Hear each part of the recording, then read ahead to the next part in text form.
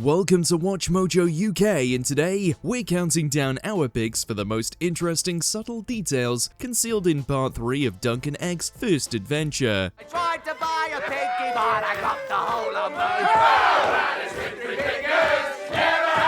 them. Before we begin, we publish new content every day, so be sure to subscribe to our channel and ring the bell to get notified about our latest videos. Number 10. Hard Salt Beef Symbolism. If you hadn't caught on already, series creator George R.R. Martin loves using food as a literary device. This is reflected in the TV shows, particularly with Ser Duncan and his fondness for hard salt beef. You'll have clothes on your back and food in your belly. The clothes might be rough spun and food, salt beef and salt fish, but you won't go hungry. It's so important to his character that the second episode was named after it. The cured meat is a valued source for hedge knights, plus it represents the harsh lifestyle they lead. There's salt beef after you're done. I'd sooner eat the horse, sir. You'll eat my fist if you don't do as you're told. It's also symbolic of what Sir Arlen taught Dunk, as was shown in episode 2. It opens with a flashback of Dunk and his master eating together, but ends with the young knight eating alone, while talking about being Arlen's successor. We will show them what his hand has wrought.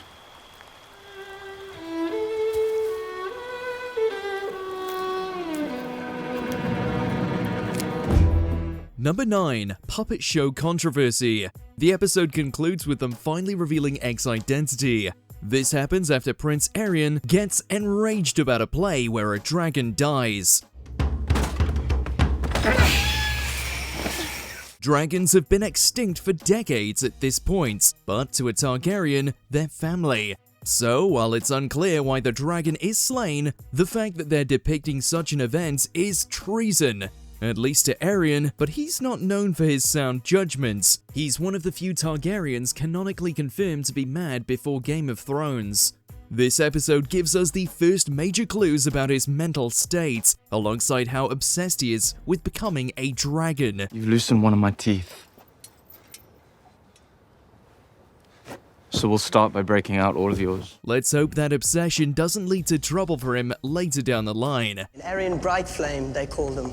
He thought drinking wildfire would turn him into a dragon. He was wrong. Number 8. Sir Robin Rhysling. You're Sir Robin Rhysling.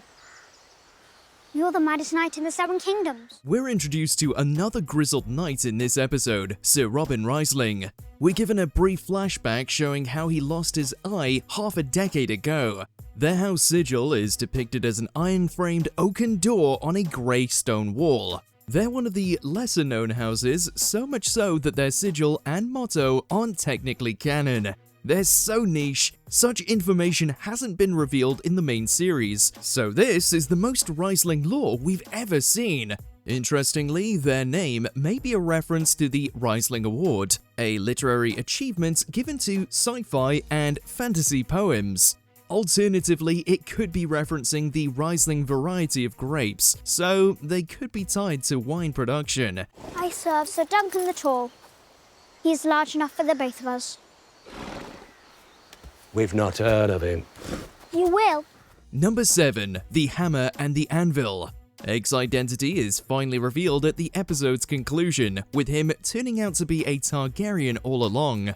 This has been heavily alluded to in all 3 episodes. One example comes from The Hammer and the Anvil, a song sung by Egg while whittling away in a tree. Damon was the bastard, so they kicked his bastard. Grass is green in summer, green grass I adore.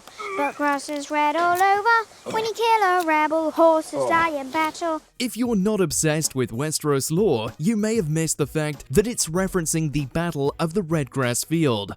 This was the defining battle of the First Blackfire Rebellion, a brutal civil war 13 years prior. And the Blackfire Rebellion ended with the extinction of the entire line. Fascinatingly, the song has been criticized in-universe as being biased against Blackfires, downplaying Daemon Blackfire and Bloodraven's involvement.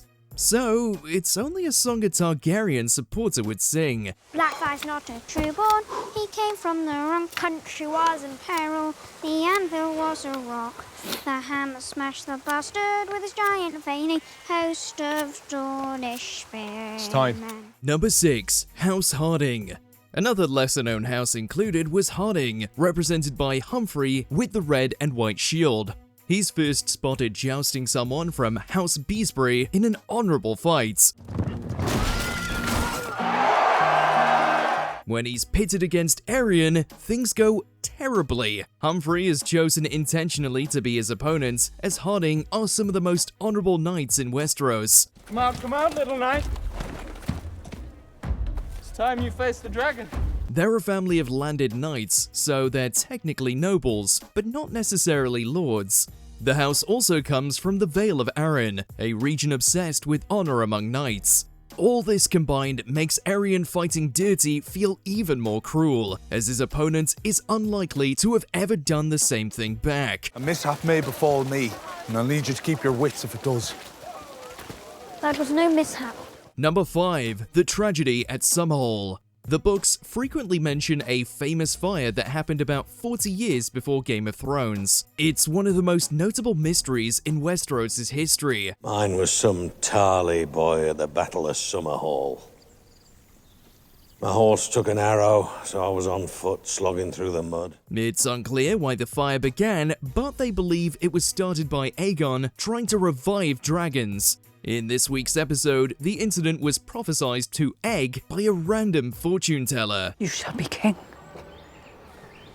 and die in hot fire, and worms shall feed upon your ashes. And all who know you shall rejoice in your dying. As you may expect, the rest of what she says is all true according to the main series.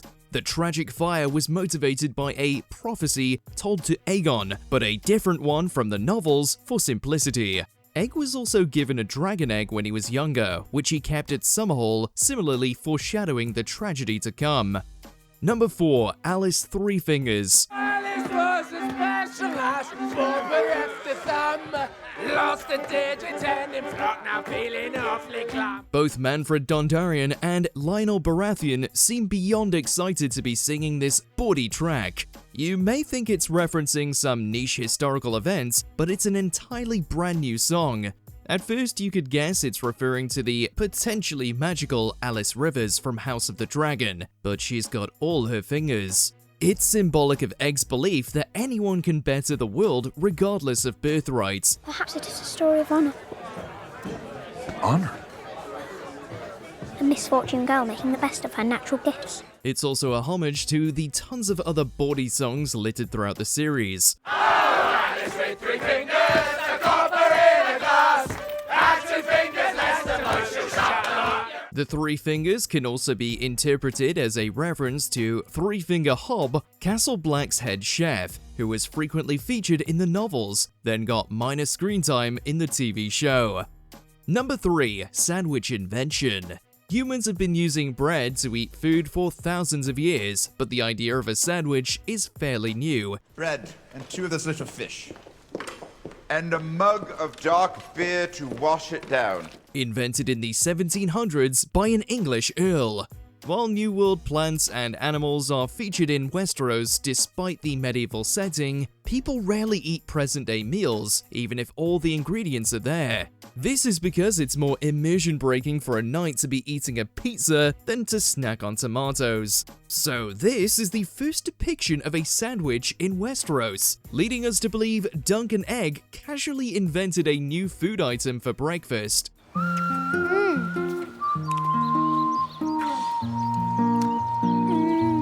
Number 2. Dunk is Brienne's ancestor. Even if you memorized the entire script for Game of Thrones, you'd never be able to tell Brienne is related to Ser Duncan. Except for the fact they're both tall, there are few connections between them. One of the biggest hints comes from the novels, where Brienne adores Duncan so much that she has her shield painted with his arms. Turns out, author George R.R. Martin confirmed in 2016 that the pair are related. It's not clear how, and there's a chance we'll never truly know. Martin added that he's hoping to explain this in future books, but fans aren't optimistic about the final 2 novels being published. Number 1. Aerion and Egg's backstory. Don't touch him! You stupid boy! Hold your tongue or they'll hurt you! No, they won't. If they do, they'll answer to my father. We now know Aerion is the older brother of Egg, and you can easily tell the two don't get along. You impudent little wretch. What's happened to your hair? I cut it off, brother.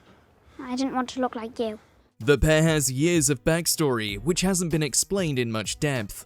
Egg detests how often Aerion lies, and he's also exceedingly cruel towards his younger brother. For instance, he once brutally threw his cat down a well. Kill him! Kill him! Despite his cutthroat tendencies, the king still adores him, as he's the only person Aerion is pleasant towards.